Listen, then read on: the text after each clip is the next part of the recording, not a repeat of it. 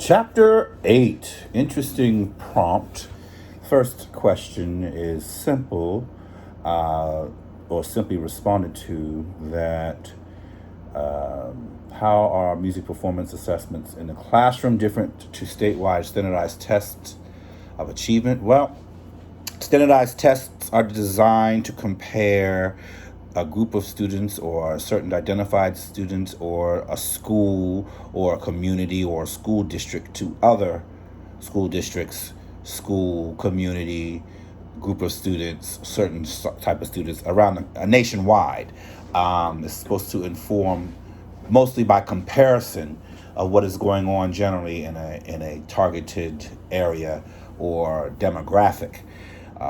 Classroom tests are designed to give the student, the individual student, personalized feedback about how well they're doing on the content and how their mastery of the content, and how much further they have to go, or how their methods of study have been good or not good or need to be revisited. So that's what the differences are there. Would there be any benefit to music teachers to have standardized music knowledge tests in the current distance learning context? Well, I never would say that having knowledge would be a disadvantage. I'm sure that understanding the broader context of what they're teaching their students is informative to teacher and can be leveraged so that if there was ever any political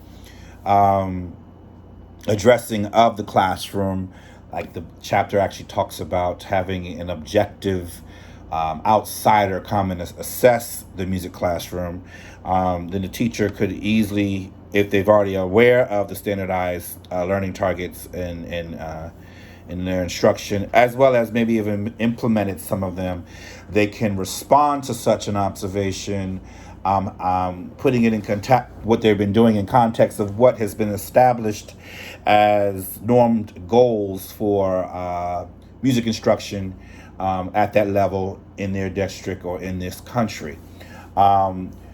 So being aware of it is definitely informative and may even provide job security. Should it be inserted into classroom instruction?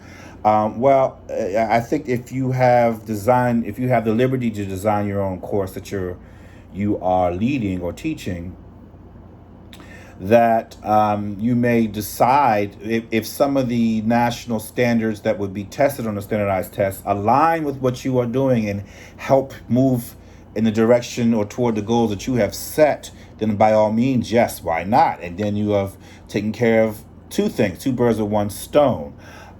If not, to put them in because they are not aligning with the path that you have set your students on. And if you are not being held accountable for having to teach to the test, which is what happened after what No Child Left Behind came about and other previous initiatives. Education is the endless waterfall of initiatives, and always the next one is better simply because it's new. But anyway, so if that's not the case, then you should leave it out and you should go with what you've been doing. There it is.